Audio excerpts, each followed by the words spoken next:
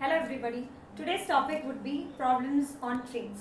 This is a very important concept in the time speed distance topic because it's asked in most of the competitive examinations like SSC, CGL, SSC, CHSL and most probably the banking exams. So let's get into the topic. Talking about problems on trains, we do have four categories and you can visibly see all the four categories in the board. Starting off with train crossing stationary object without length would be the first category. Train crossing the stationary object with length would be the second category. Train crossing the moving object without length would be the third one. And train crossing the moving object with length would be the fourth category. Now, we have seen all the categories. Let's look at some examples for you to get a better understanding about all these categories. The first category, train crossing a stationary object without length. For instance, let's assume a train is crossing an electric pole alongside the railway track. Then that comes under the first category. If a train is crossing a standing man in the platform, then again it comes under the first category. So all these examples where the train is crossing an object which is stationary, which is not moving and it does not possess any length, then it comes under the first category. Then we come to the second one. Train crossing the stationary object with length. Here, the train will be crossing an object which is possessing some length. For instance, let's take a train is crossing a platform. The platform is considered as an object with length here. Or let's assume the train is crossing a bridge. Then again, the bridge is considered to be the object with length here. Likewise, if at all these kind of scenarios are given, then you would be probably using the second category formula which we are going to frame. Now, coming to the third category, train crossing a moving object without length, then think of some examples wherein the object should be moving and it should not possess any length. Again, it's nothing but, let's assume a man is walking in the platform and a train is crossing him. Then that comes under the third category. Or the man is running in the platform, then again it comes under the third category. Or any object that is moving alongside the train but it does not have any length, then it comes under those scenarios come under the third category. The final category, train crossing a moving object with length. The train should be crossing an object which should be moving and it should possess length at the same time. If you probably look for examples, then the only example left out for the fourth category is nothing but two trains crossing each other. Either in the, for example, assume that two trains are crossing in the opposite direction or two trains are traveling in the same direction, then both these scenarios would come under the fourth category.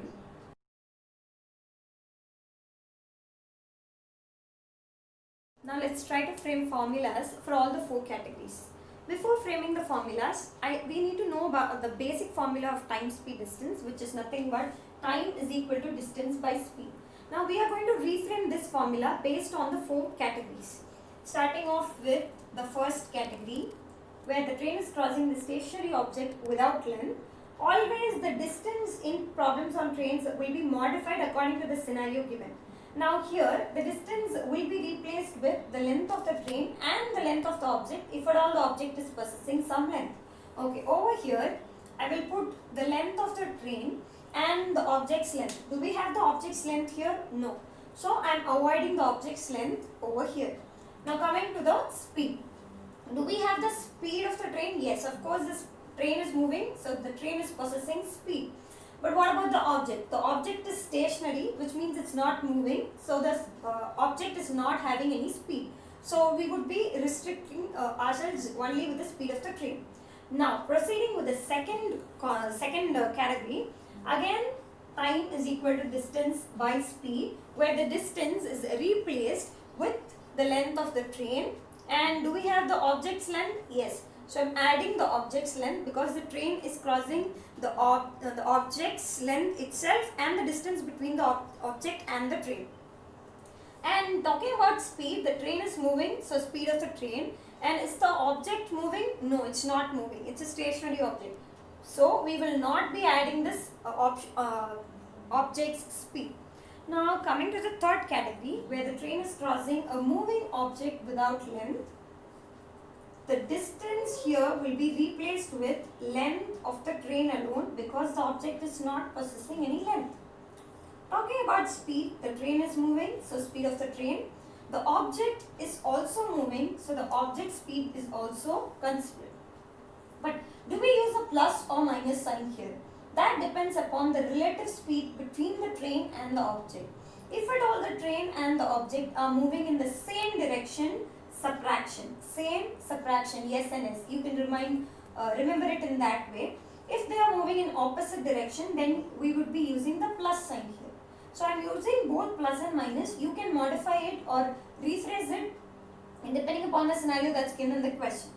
Finally, when we come to the fourth category where the train is crossing the moving object with length, again the distance is replaced with length of the train as usual, and the object is having some length, so object's length.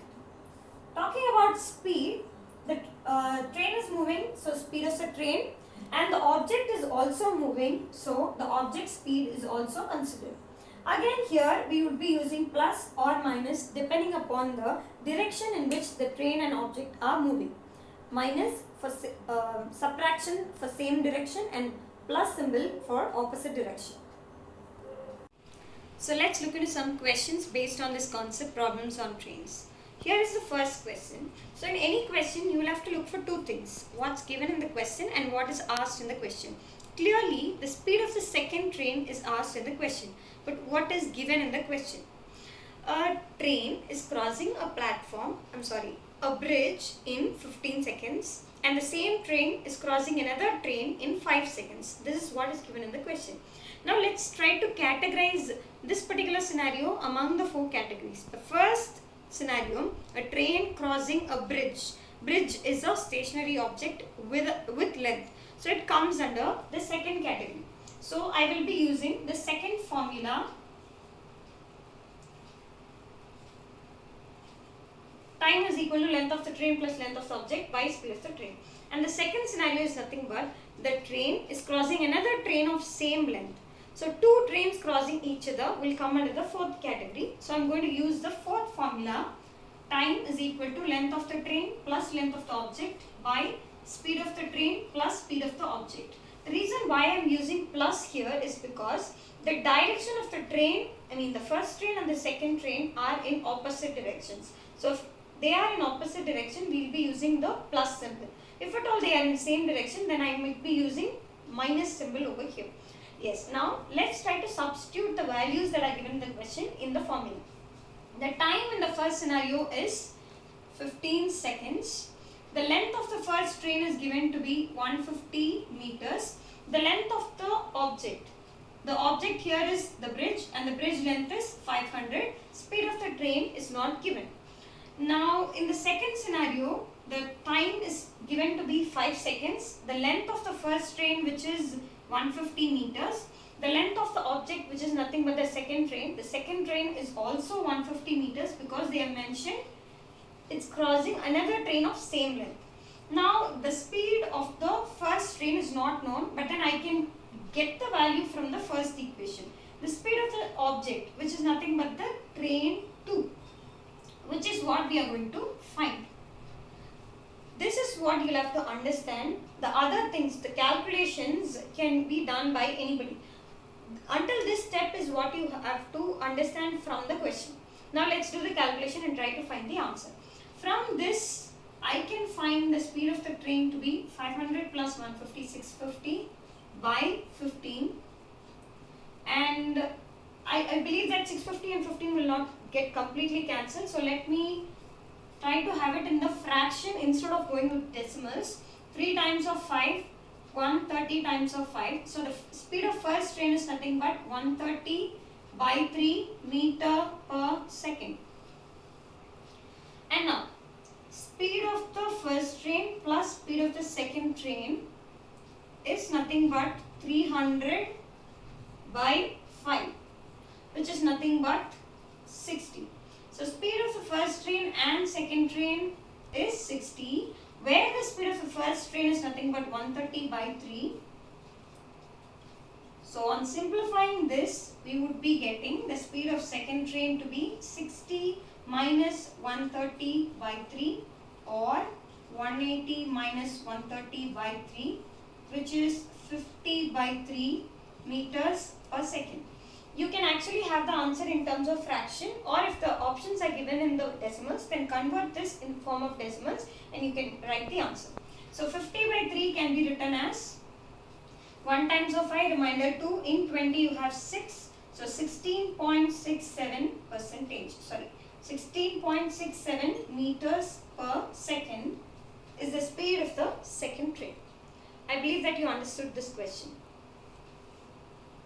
So the second question is a bit tricky and let's try to do it. So in this question they have given that there is a train which can travel 72 kilometers per hour.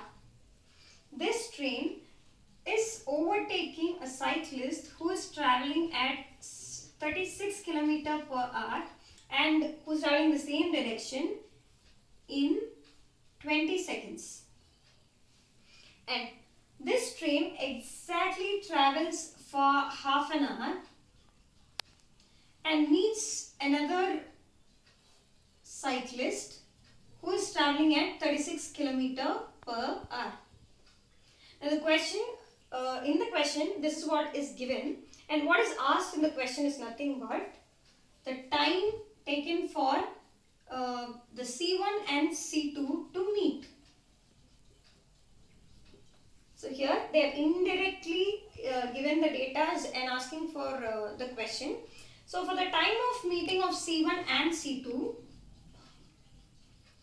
we need the distance between C1 and C2, and we'll have to divide it by speed of C1 and speed of C2, because time is nothing but distance by speed. Distance we'll find it from the calculations. Speed of the cycle 1 is given, speed of the cycle 2 is given. Now about the direction, because direction gives whether here comes the plus or minus. C1 is coming in this direction and C2 is coming in the opposite direction of C1. So we will be using plus symbol over here. Yes, now C1, speed of the first cycle and speed of the second cycle is known. What about the distance between them? Yes, now how do we calculate it? T1 starts at 4 p.m. and overtakes the first cyclist at after 20 seconds, and exactly after half an hour it meets C2. So the train actually travels for half an hour. In half an hour, how much distance would the train have traveled? In 1 hour it travels 72 kilometers. So in half an hour, half the distance. 34. Yes. And the cyclist 1 also traveling alongside the train. Cyclist 1 travels 36 kilometers in 1 hour. So in half an hour, he would have traveled 18 kilometers.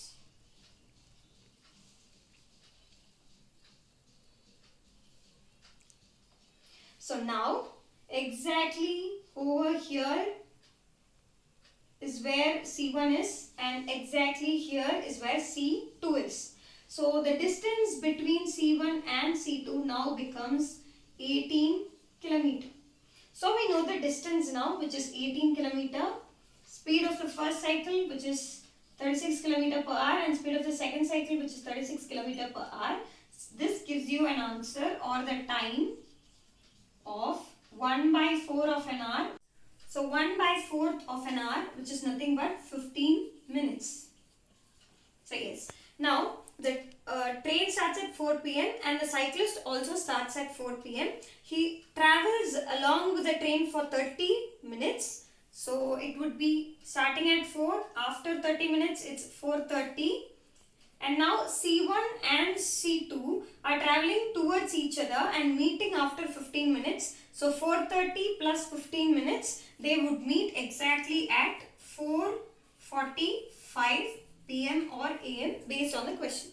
So be it any question, the basics are same for time, speed, distance. The basic we have used is nothing but time is equal to distance by speed. If more than one speed is there, we will be using the relative speed concept, same direction minus and opposite direction plus.